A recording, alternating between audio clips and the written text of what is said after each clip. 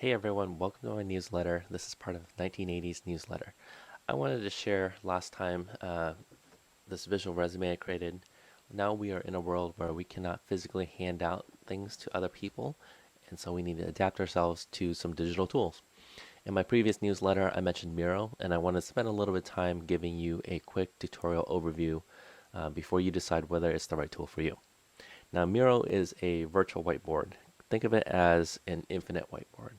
In the space where you're working, you might have a whiteboard that's the size of 4 by 8 or possibly even smaller. Now, in this world, there is no limit in terms of size, and so I can zoom out as far as possible. This is the extent of the content in my space here. So if I click here, I have an intro page. I'm using this as my intro for my resume. I'm building this out in a digital world. And on the second page here is kind of background information about myself, some content I've produced, and you can zoom out here. And so think of that, of each one of these things that I've created. If I click here, they're called frames. And frames, the equivalent would be just like a PowerPoint slide.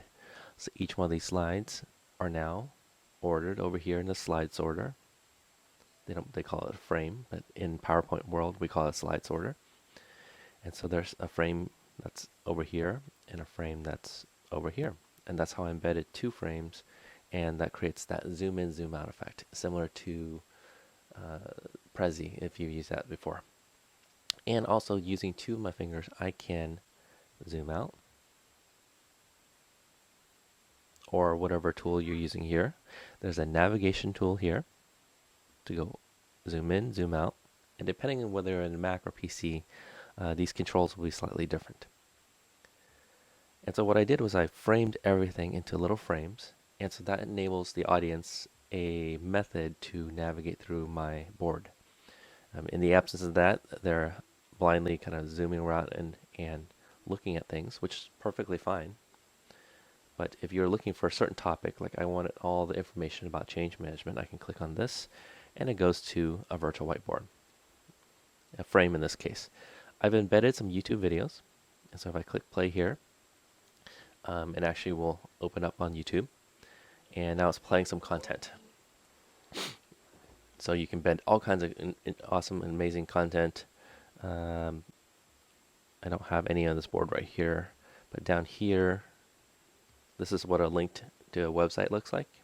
And it pulls in some of that preview information, and I have a lot of photos attached here. Now let's get back to this change management board, and if I were to build it out a little bit more, one option is to add some sticky notes. And I'll go my thoughts on Miro. And if many people participated, you can start adding more and more sticky notes. Another idea. And think of it as just digital sticky notes that can move in and out, which is really awesome.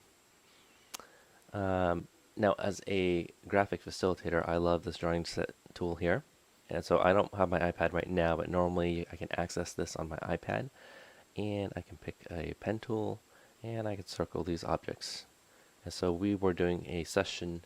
You can, in real time, do what you would do on a whiteboard with sticky notes. You're pasting information.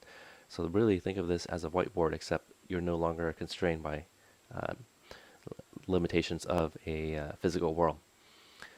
A couple other options. So down here, here's a kind of functionality bar that they got down here. I got frames in place. So this is the PowerPoint sorter. So let me close that. And if I click the play button, it's the equivalent of playing a presentation in PowerPoint. So I can click through, and I preset this. So it gives people the option to kind of go through slide by slide in a linear format. There's a comment pull out here, so you can leave comments, and you can see all the comments. A chat box. So there's lots of functionality. When you're getting into this, I would recommend using as little as possible just while you're getting used to it, because it takes a while to get used to the tool. But once you get there, then it's pretty easy, really intuitive. I'm in presentation mode, so I'm out of presentation mode at the point. And one other thing to consider with Miro, what I really like also is they're adding this notes functionality. see, I'm not sure why this is in this way, but there we go. It's a note. You can add to-do lists, meeting agendas. They have pre-built templates. Let's call it a meeting agenda.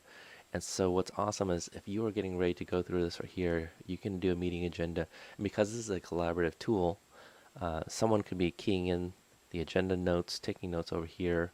Someone could be navigating, facilitating, updating sticky notes, just lots of functionalities. Now, I believe Miro has built-in screen sharing and video chat. I think it's really tough for an organization to use a single tool exclusively like this. So you likely will be using Zoom, Skype, Teams, G Suite, whatever collaboration tool that you're using. Use that for yourself, and then use this as the whiteboard.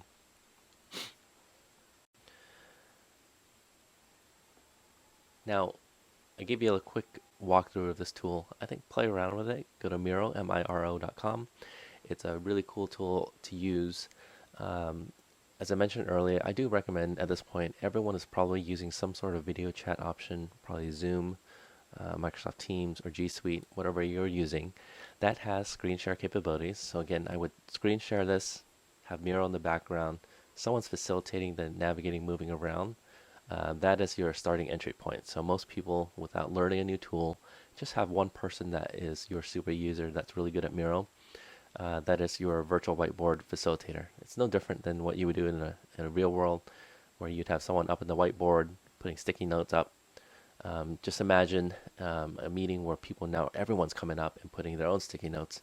That's a space where you'll eventually want collaboration within the Miro tool, and people are in that tool as opposed to your screen sharing system. But for now, step one is get on board, get a whiteboard tool, have an expert facilitator use that tool for you, or give me a call and I'll help you out. And then eventually build up to the point where you have working teams that are now collaborating on the whiteboard together. I think that's a advanced step, but step one is starting with the virtual whiteboard.